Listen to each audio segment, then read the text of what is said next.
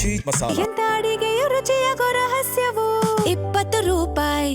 ದೇವೇಗೌಡರ ಹಿರಿಯ ಪುತ್ರಿ ಆಗಿರ್ತಕ್ಕಂಥ ಅನಸೂಯ ಅವ್ರು ನಮ್ಮ ಜೊತೆಗಿದ್ದಾರೆ. ಮೇಡಮ್, ಮೊದಲನೇದಾಗಿ ಒಂದು ಅನಿರೀಕ್ಷಿತ ಆಘಾತ, ಬಟ್ ಅಮ್ಮನ ಎಷ್ಟು ಮಿಸ್ ಮಾಡ್ಕೊತೀರಿ? ಅದಕ್ಕೆ ಹೇಳಬೇಕು ಅಂದರೆ ಯಾವುದೇ ಪದಗಳಿಲ್ಲ. ಅದನ್ನು ನಾವು ಅನುಭವಿಸೇ ತಿಳಿಬೇಕಷ್ಟೇ. ಅವರು ನಮ್ಮ ಕಣ್ಣು ಮುಂದೆ ಇಲ್ಲದೆ ಇರೋದನ್ನು ಯಾವ ಪದದಲ್ಲೂ ನಾನು ಹೇಳೋಂಥ ಪರಿಸ್ಥಿತಿಲಿ ಇಲ್ಲ. ನಾನು ಖಂಡಿತ ಇಲ್ಲ. ಇಡೀ ಕುಟುಂಬ ಅವನ್ನ ಸಾಕಿ ಸಲ್ಲೋದಂತ ಅನ್ನಪೂರ್ಣೆ, ಯಾರು ಒಂದು ಮಾತು ಹೇಳುವಂಥದ್ದು, ಮನೆಗೆ ಹೋದ್ರೆ ಮೊದಲು ಊಟ ಮಾಡಿ, ಮೊದಲು ತಿಂಡಿ ತಿನ್ನಿ, ಆ ಒಂದು ಸಂಸ್ಕಾರ ಇಡೀ ಕುಟುಂಬಕ್ಕೆ ಕೊಟ್ಟಂಥ ತಾಯಿ ಅನ್ನುವಂಥದ್ದು. ನೋಡಿ, ನಾನು ಯಾರಿಗೆ ಹೆಣ್ಣು ಮಕ್ಕಳಿಗೆ ದೂಷಣೆ ಮಾಡ್ತೀನಿ ಅಂತ ತಪ್ಪು ತಿಳಿಬಾರ್ದು. ನೀವು ಹಾಗೆ ಆಲೋಚನೆ ಮಾಡಿ. ಇವತ್ತು ಒಂದು ಕುಗ್ರಾಮ ಮುತ್ತಿಗೆಹಿರಳ್ಳಿ, ಒಬ್ಬ ಪಟೇಲರು ಮಗಳಾಗಿ ಹುಟ್ಟಿದಂಥವ್ರು ಆಗಿನ ಕಾಲಕ್ಕೆ ಒಂದು LS ವಿದ್ಯೆಯನ್ನು ಕಲಿತು ಇನ್ನೊಂದು ಕುಗ್ರಾಮ ಹರದನಹಳ್ಳಿ ಸೊಸೆಯಾಗಿ ಬಂದರು. ಅಲ್ಲೂ ಅಷ್ಟೇ, ಅಲ್ಲಿ ಏನಿತ್ತು, ಎಲ್ಲರೂ ವಿದ್ಯಾವಂತರಲ್ಲ, ಆದರೆ ಸಂಸ್ಕಾರವಂತರಿದ್ದರು. ಎರಡೂ ಮನೇಲಿ ನಾನು ನೋಡ್ದಂಗೆ ತುಂಬ ಸಂಸ್ಕಾರ ಇತ್ತು. ಆ ಪರಿಸರದಲ್ಲಿ ಬೆಳೆದಂಥವ್ರು. ಆಯಿತಾ, ಅದಾದಮೇಲೆ ಅವರು ನಮ್ಮ ತಂದೆ ಪಾಲಿಟಿಕ್ಸಿಗೆ ಬಂದು ಒಂದು MLA ಆದರು, ಅಪೋಸಿಷನ್ ಪಾರ್ಟಿ ಲೀಡ್ರ್ ಆದರು. ನೆಕ್ಸ್ಟು ಹಂತವಾಗಿ PWD ಮಿನಿಸ್ಟ್ರ್ ಆಗಿ, ಒಬ್ಬ CM ಆಗಿ, ಪ್ರಧಾನಿ ಪಟ್ಟದ ತನಕ ಹೋದ್ರೂ ನಮ್ಮಮ್ಮ ಯಾವುದೇ ಒಂದು ಕಿಟ್ಟಿ ಪಾರ್ಟಿಗೆ ಒಂದು ಮೆಂಬರ್ ಅಲ್ಲ, ಮಹಿಳಾ ಸಮಾಜಕ್ಕೆ ಒಂದು ಮೆಂಬರ್ ಅಲ್ಲ.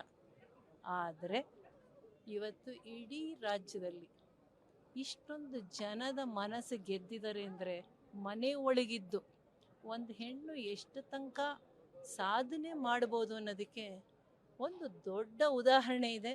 ಅದರಿಂದ ಈಗಿನ ಕಾಲದ ಹೆಣ್ಮಕ್ಳು ಯೋಚನೆ ಮಾಡಬೇಕು. ಮೊದಲು ನನ್ನ ಸಂಸಾರನ ಚೆನ್ನಾಗಿ ನಿಭಾಯಿಸಬೇಕು ಅಂತ ಯಾಕೆ ಹೇಳ್ತಿದ್ದೀನಿ ಅಂದರೆ, ಇಂದಿನ ದಿನಗಳಲ್ಲಿ ಯಾವಾಗಲೂ ಅವ್ರದ್ದನ್ನು ಮಾತ್ರ ಯೋಚಿಸ್ತಾರೆ ಅನಿಸುತ್ತೆ. ಆದರೆ ಅವ್ರ ಬದುಕಲ್ಲಿ ಏನು ಸರಿಯಾದ ಬೇಕು ಅನ್ನೋದು ಯೋಚನೆ ಮಾಡಬೇಕು.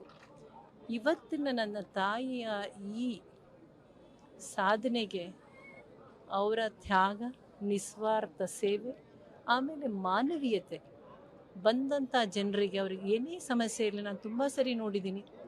ವಿದ್ಯಾವಂತ ಮಕ್ಕಳು ಕೆಲಸಕ್ಕೆ ಕೇಳಕ್ಕೆ ಬಂದರೆ ಅವ್ರು ಯಾವುದೇ ನಂಬರ್ ತಕ್ಕೊಟ್ರು ಮಾತ್ರ ಒಂದು ರಿಕ್ವೆಸ್ಟ್ ಮಾಡೋರು. ಯಾವುದೇ ಥರ ಅವ್ರು ಆರ್ಡ್ರ್ ಮಾಡಿದ್ದು ನಾನು ಯಾವತ್ತೂ ನೋಡಿಲ್ಲ. ನೋಡಿ, ಹಳ್ಳಿ ಹುಡುಗ ಓದಿದ್ದಾನೆ, ಆದರೆ ನಿಮ್ಮ ಸಂಸ್ಥೆಯಲ್ಲಿ ಒಂದು ಕೆಲಸ ಕೊಡಿ ಅಂತ ಹೇಳಿ ಅಮ್ಮ ಸ್ವತಃ ಮಾಡೋರು. ಅವ್ರ ಖಂಡಿತ ಅವ್ರಾಗೆ ಯಾವತ್ತೂ ಮಾಡಿದ್ದಿಲ್ಲ. ಕೇಳ್ಕೊಂಡು ಬಂತ ಹುಡುಗರು ತುಂಬ ಅವ್ರ ಮೇಲೆ ಒತ್ತಡ ಹೇರಿದಾಗ ಕೆಲವು ಸಮಯದಲ್ಲಿ ಹೇಳಿದ್ದುಂಟು.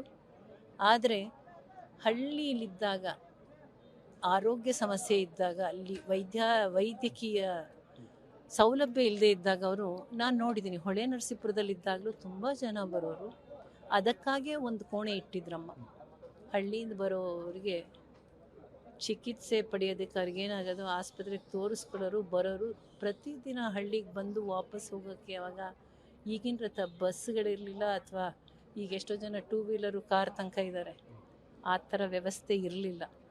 ನಾವು ಚಿಕ್ಕ ಮಕ್ಕಳಾಗಿದ್ದಾಗ ಕಣ್ಣೆದುರಿಗೆ ನಾನು ನೋಡಿರೋ ಅಂಥದ್ದು.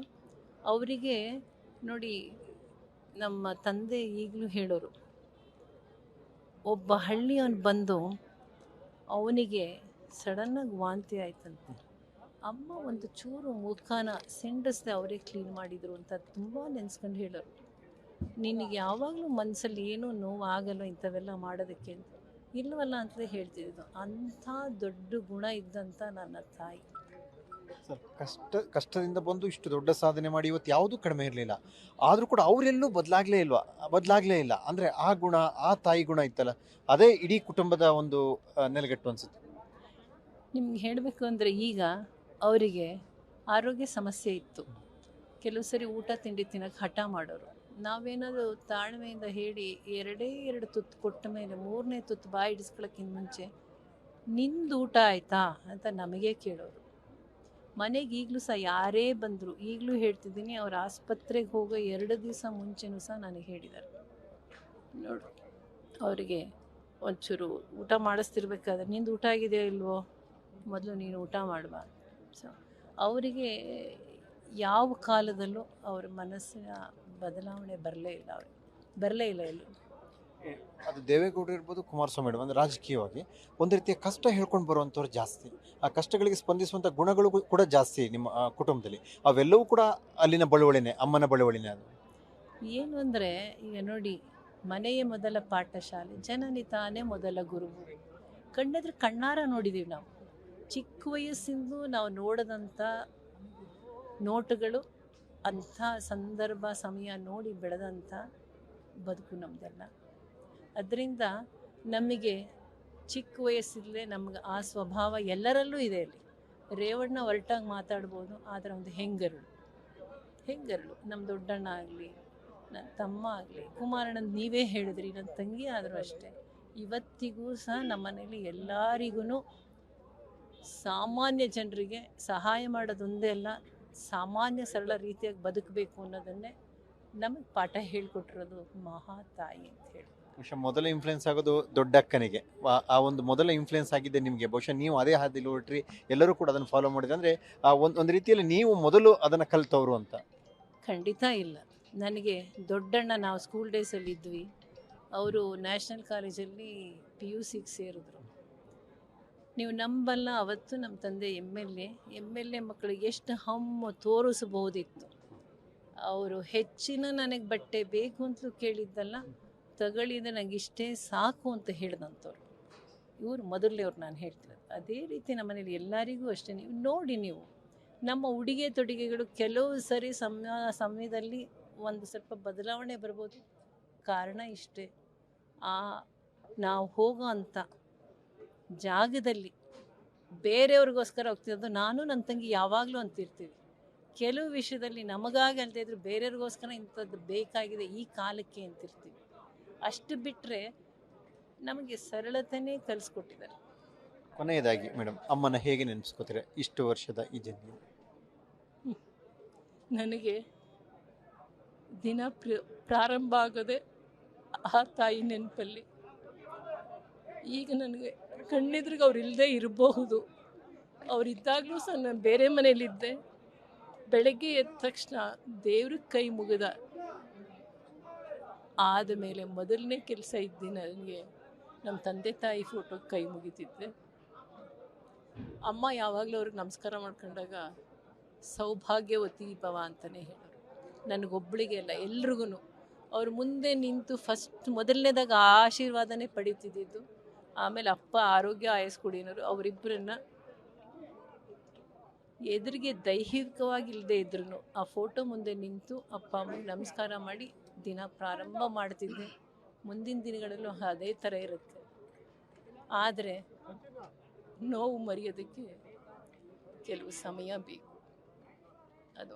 ಒಂದು ಮಾದರಿ ದಂಪತಿಗಳು ದೇವೇಗೌಡರು ಮತ್ತು ಚೆನ್ನಮ್ಮನವರು. ಅಂದರೆ ಅವತ್ತಿಂದನೂ ಕೂಡ ಚೆನ್ನಮ್ಮನವರು ರಾಜಕೀಯವಾಗಿ ಇಲ್ಲೂ ಕಾಣಿಸ್ಕೊಳ್ಳದೆ ಇರುವಂಥದ್ದು ಇರ್ಬೋದು, ಅಥವಾ ಅವರಿಗೆ ಕೊಟ್ಟಂಥ ಬೆಂಬಲ ದೇವೇಗೌಡರು ಸಾಕಷ್ಟು ಕಡೆ ಅದನ್ನ ಹೇಳಿದ್ರು. ಪಾಪ ಅದು ಆ ಒಂದು ನೋವು, ಆ ಒಂದು ಆಘಾತ ಇಲ್ಲ ಒಂದು ಕಡೆ ದೊಡ್ಡಗೌಡರಿಗೆ ಪಾಪ ಅವ್ರಿಗೂ ಸ್ವಲ್ಪ ಸಮಯ ಬೇಕಿದೆ ಅಂತ ಇದು ಮಾಡ್ಕೊಳ್ಳಿ. ಅವ್ರಿಗೆ ಖಂಡಿತ ಬೇಕು. ನೋಡಿ, ಈಗ ನಾನೊಂದು ಉದಾಹರಣೆ ಹೇಳ್ತೀನಿ, ಯಾರೂ ತಪ್ಪು ತಿಳಿಬಾರ್ದು, ನಾನು ಯಾರಿಗೋ ನೋವು ಮಾಡೋದಕ್ಕೆ ಹೇಳ್ತೀನಿ ಅಂತ ಅನ್ಕೋಬೇಡಿ. ರಾಜಕೀಯದ ಮನೆಯಲ್ಲಿ ನೀವು ನೋಡಿ, ಮೊದಲನೇದಾಗಿ ಫಸ್ಟು ಒಬ್ಬರು ರಾಜಕೀಯಕ್ಕೆ ಬಂದರೆ ನೆಕ್ಸ್ಟು ಅವ್ರ ಹೆಂಡತಿ ಮಕ್ಕಳು ಎಲ್ಲ ಬರುತ್ತೆ.